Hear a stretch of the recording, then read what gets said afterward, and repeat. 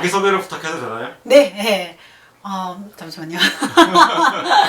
네, 안녕하세요. 예, 현재 호주에 살고 있고, 예, 아오지 언니 TV를 운영하고 있는 아오지 언니 최금영입니다.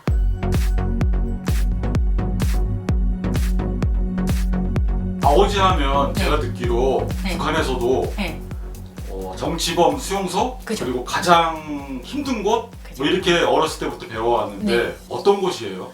그러니까 뭐 아오지라는 게 그 운덕군이라고 했었거든요. 제가 살 때는 그 군이에요. 하나의 군인데 그 정치범이랑 그런 국군포로 이런 사람들은 그 운덕 시내에 있는 게 아니라 제가 사는 용영구, 학송 요게 딱 모여 있어요.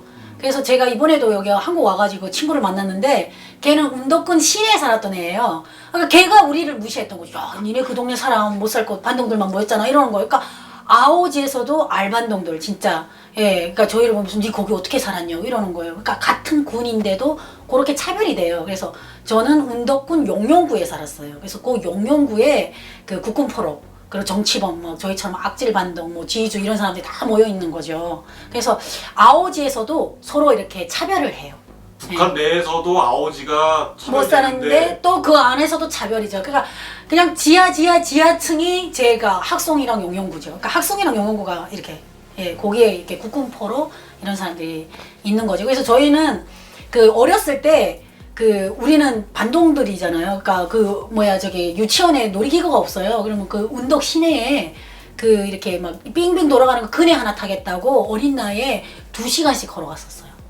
예, 가가지고 그거 타고 오잖아요. 올 땐 기진맥진해서 기진맥진해서 오고 그랬었어요. 예, 어렸을 때. 예. 상상이 안 가요. 얼마나 힘든지를. 아유, 상상하기 싫죠. 그리고 제일 먼저 사람이 굶어 죽어 나갈 때 저희 동네부터 굶어 죽어 나갔거든요.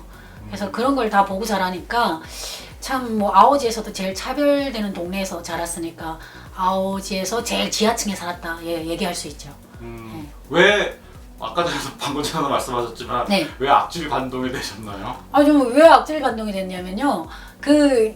저희 친할아버지가 그 일본 메이지 대학교 경제학과를 나오시고 할머니가 도쿄 예술 음대를 나왔잖아요. 그래서 좀 똑똑하시다 보니까 북한에서는 그때 뭐 그런 사람들 쓰려고 했나 봐요. 근데 저희 할아버지가 작은 할아버지, 고모 할머니 다 남한을 내려보내고 이렇게 나중에 오려고 하다가 잡혀가지고 처형당해요. 예, 그러면서 김일성 정권을 반대한 거예요. 그러니까 그냥 아오지로 그냥 바로 가족들은 추방 보낸 거죠. 예. 그래서 저희가 눈 떠보니까 아오지더라고요.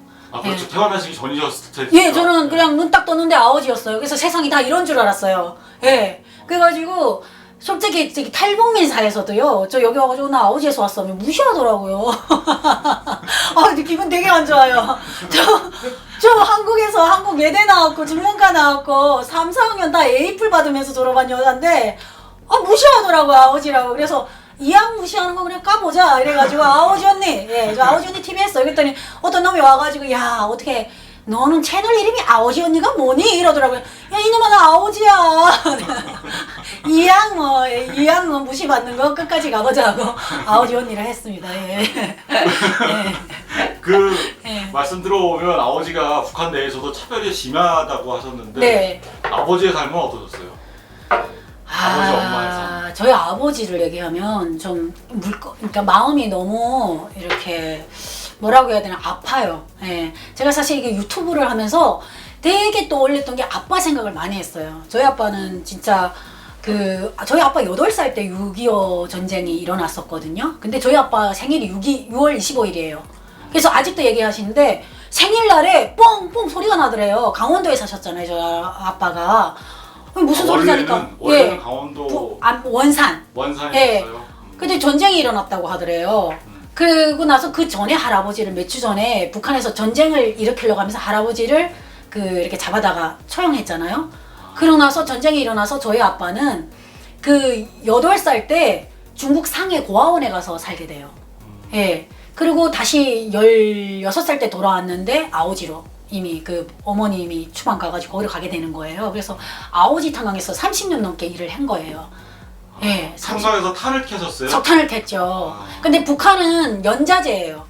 저희 할아버지가 반동이잖아요. 김일성 정권을 반대했잖아요. 그럼 저희 아빠가 아오지 탄광에서 일하고 저희 언니가 졸업했잖아요. 졸업하고 나서 아오지 탄광에서 일을 했어요. 1년 저보다 먼저 졸업했으니까 1년 석탄 캐고 저는 다음 주에 이제 석탄캐러 가야 돼요. 학교 졸업했으니까. 근데 아빠가 그 전주에 저희 데리고 탈북한 거예요. 그래서 저는 다행히 탄광하는 못 들어가 봤어요. 예, 저희 언니는 1년 석탄 캤어요. 저희 언니가 원래 여자 축구였는데. 그러니까 축구 아빠. 선수였어요? 예, 여자 축구 선수였어요. 근데 뭐 신분, 북한에서 우리 같은 반동되면 될 수가 없거든요. 그래가지고 아빠가 언니를 데리고 그 아오지 탄광 굴속에서 석탄을 캐면서 17살 때 언니가 들어갔거든요. 하면서 정말 야 이건 아니다. 내가 왜 이 나라에서 노예로 살아야 되냐 이러면서 아빠가 어려서부터 저희들한테 방공교육을 많이 시켰어요. 네. 방공교육을요? 아버지에서? 우리 아빠는 상상을 초월하는 사람이에요. 저는 아직까지 저희 아빠를 같은 분을 못 만나봐서 되게 낭만적이고 예, 되게 진취적이고 아빠가 그래서 맨날 김일성이 욕했죠. 그럼 앉아가지고 저 김일성이 언제 되질까 뭐 이러면서 김일성이 되지면 통일이 된다 하고 진짜 우리는 정말 알반동들의 클라스죠. 예. 그래가지고 그렇게 살았는데 아빠가 되게 제 얘기 들으면 강한 사람 같잖아요. 유한 사람이었어요. 정말 유하시고 그 한평생을 아오지 탄광 굴속에서 바쳤잖아요. 예, 탈북하고 나서 돌아가실 때 그런 얘기를 하더라고요. 세상 여행 잘하고 간다고. 예, 얘가 막 울었거든요. 아빠 조금 더 살다 가시라고. 근데 아빠가 그 아오지 탄광에서 석탄재를 마셨잖아요. 그 진폐증으로 너무 괴로워했어요. 그래서 아빠가 어느 날 그런 얘기를 하더라고요. 나는 빨리 그러니까 가끔은 죽고 싶다고. 이게 너무 괴로우니까. 하면서 아빠가 야, 이 고통이 김일성, 김부자들이 준 고통이다. 예. 왜냐면 북한을 탈북했는데도 그 아오지 탄광에서 얻은 그 진폐증 때문에 한국에서 고생을 했잖아요. 근데도 마지막 돌아가면서 아빠는 그래도 내가 김일성 정권에 너희들을 이렇게 맡기지 않고 탈출해가지고 새 세상을 보여줬다. 예, 그래서 여행 잘하고 간다면서 내 여행은 참 아름다웠다고. 예. 예, 사람은 스토리가 있어야 아름다운 거라고 그렇게 얘기하시는데 내가 아빠가 돌아갈 때 아빠가 저 호주에 저 보러 왔다가 돌아가셨거든요. 예. 그때 아빠 돌아갈 때 아빠 손을 잡고 그런 얘기를 했죠. 아빠 다음 생에 있다면 나 다음 생에도 아빠의 딸로 태어나고 싶다고 그렇게 얘기했죠. 예, 정말 멋진 분이죠. 예. 고생만 하시다 가셨네. 네, 고생만 하다 갔죠. 왜냐면 되게 똑똑하시고 공부도 잘하시고 되게 음악적으로도 뛰어나신 분이었는데 나이 드셔서 오셨잖아요. 오시니까 대한민국에 왔는데 나이 드신 분들이 설 자리가 없잖아요. 그러니까 경비를 보셨어요. 경비. 그래서 밤에 가면 아빠가 이렇게 한국에 와가지고 그 박스를 깔고 그 위에 자신 거예요.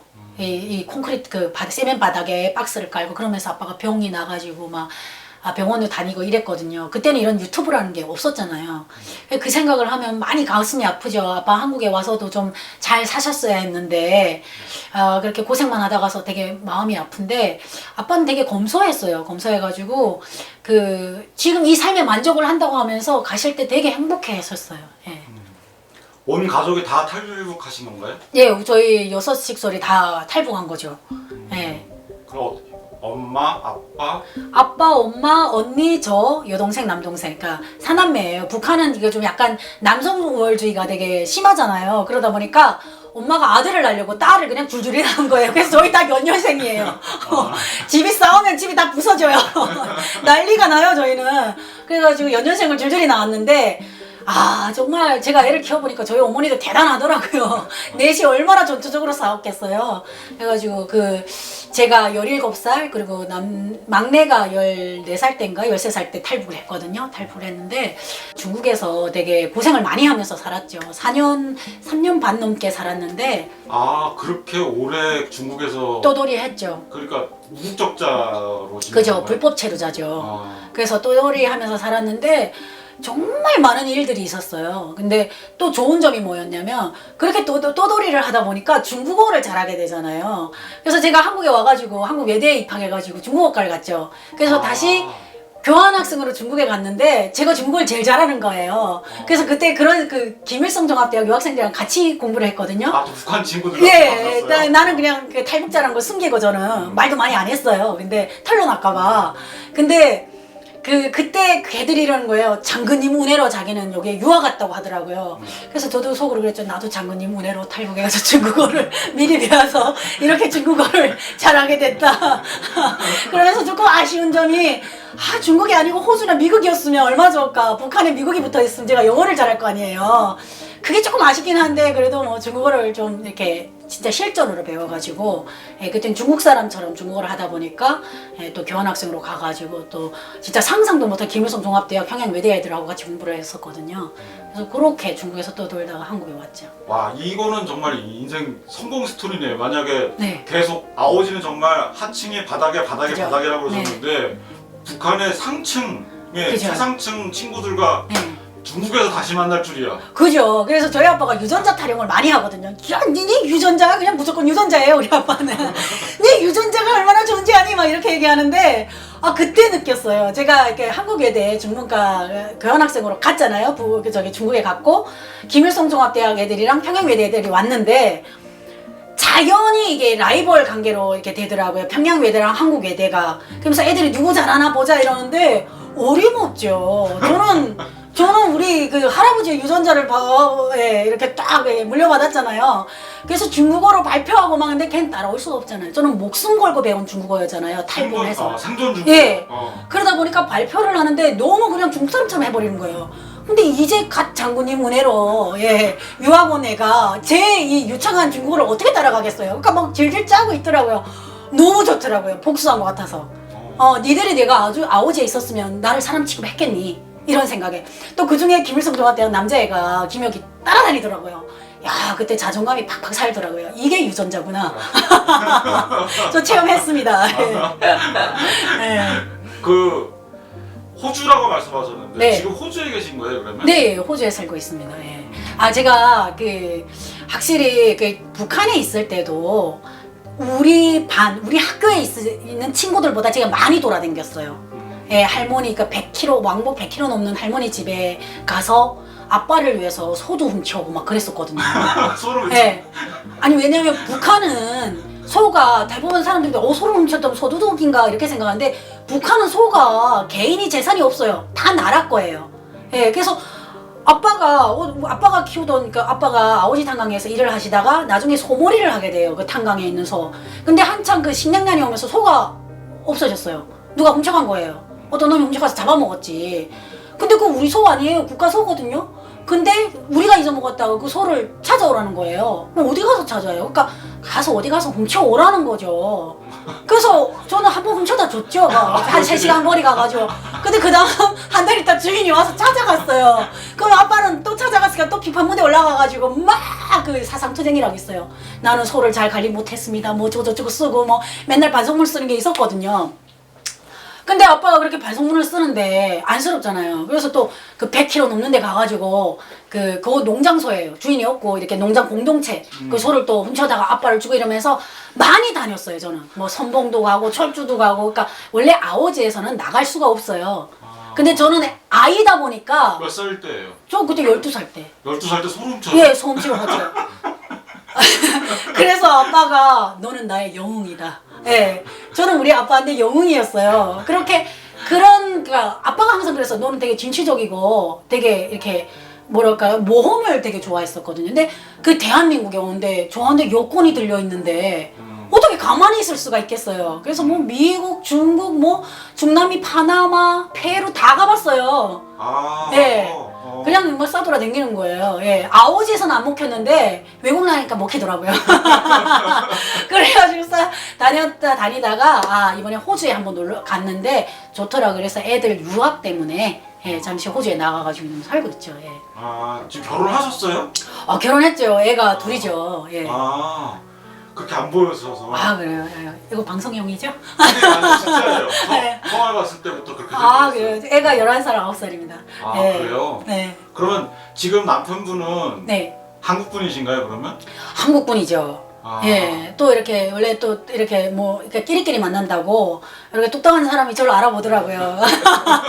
그래서 어느 날 날 그 남자가 내 앞에서 누나 내 여자니까 하고 있더라고요. 연하예요. 또 연하예요? 예, 4살 연하. 아, 그래서 왜 계속 누나가 자기 여자라고 하지? 이러면서 이렇게 봤는데 또 어느새 또 한국 남자들이 북한 남자들은 되게 권위적이고 좀 이렇게 좀 뭐랄까 좋게 말하면 터프하고 예, 그런데 또 한국 남자들은 북한 남자에 없는 그 목소리도 지금 우리 PD님처럼 나긋나긋하고 제가요? 예, 예. 아니 북한은 맨날 무슨 싸우자 막 북한 스타일로 말한 남자를 보다가 막 와가지고 막 누나한테 아이스크림 까주고 막 누나 내 여자라 하고 하니까 어느 순간 그대의 여자가 됐더라고요. 네. 그 보통 이제 집안과 집안이 만나는 거잖아요. 네, 예, 예. 그러면 그 남자 쪽 지금 남편 집안에서 혹시 반대는 없었나요? 저희 집에서 반대했습니다. 거꾸로요? 네, 그러니까 상견례, 그러니까 저희가 연애를 했잖아요. 근데 신랑이 저걸 너무 마음에 들어서 사귀자고 해놓고 그 다음날 자기 집을 가자는 거예요. 안 가겠다 이랬어요. 그래서 저는 신랑이랑 결혼할 거라는 상상도 못했어요. 예, 그냥 따라다니니까 그래 한번 만나보자 이러고 만났거든요. 근데 한 달 후에 저를 집에 데려간 거예요, 인사하러. 근데 저희 그 시아버님이랑 시어머님이 되게 저를 이렇게 막 이렇게 좋게 보는데 지금도 느끼는 게 그 어떤 환경에서도 자신감을 갖고 상대한테 다가가면 진짜 자신감이 있는 여자고 내 주눅이 들어가서 나 북한에서 왔으니까 어떡하지 이러고 들어가면 그런 여자가 되는 것 같더라고요. 근데 저는 뭐 당당하잖아요. 그래 가가지고 저는 북한에서 왔습니다 이렇게 얘기하니까 시아버님이 아직도 북한 스트리를 좀 쓰네요 이러더라고요. 그래서 제가 그럼 북한 사투리를 쓰면 안 됩니까? 이렇게 딱 얘기했더니 아니라고 해. 정겹다고 그렇게 얘기하시더라고요. 그렇게 해서 연애 이렇게 하는데 항상 제가 그랬죠. 뭐 남녀 사이는 모른다. 결혼식장 가봐야 한다. 이런 식으로 제가 우리 시어머니께 얘기했죠. 어머니가 모르죠. 뭐 둘이 사귀다가 뭐 언제 헤어질지. 항상 그런 식으로 얘기했단 말이에요. 그랬더니 저 시댁에서 너희 결혼해라고 하는 거예요. 그래서 전 좀 고민했어요. 왜요? 왜냐면 그때는 신랑이 군대를 갔다 와서 1년 됐거든요. 그리고 대학 2학년을 다니고 있었어요. 그래서 저기 아버지 언니께서는 졸업을 하셨고 예, 이제 졸업반이었고 제가 좀 학교를 늦게 갔잖아요. 그래서 졸업반이었는데 그래서 이걸 해야 되나 이렇게 고민을 했단 말이에요. 근데 신랑이 또 그만큼 믿음이 있으니까 집에 가가지고 결혼을 하겠다. 이 여자 아니면 안 된다. 이렇게 된 거예요. 근데 저는 그때 당시 졸업하고 외국으로 나가려고 했어요. 근데 신랑 성격이 이 여자 나가면 분명 헤어지는 거야. 결혼을 하겠다고 한 거예요. 그래서 그때 저희 시아버님이 결혼을 하라고 했어요. 그래서 제가 전화를 받고 부모님께 얘기했죠. 결혼하라는데 어떡하죠? 이랬어요. 근데 어느 날 상견례를 하자는 거예요. 상견례라고 하니까 이게 뭐지? 이랬어요. 5,000원짜리 추리닝 하나 있고 신랑 어머님이 시어머님이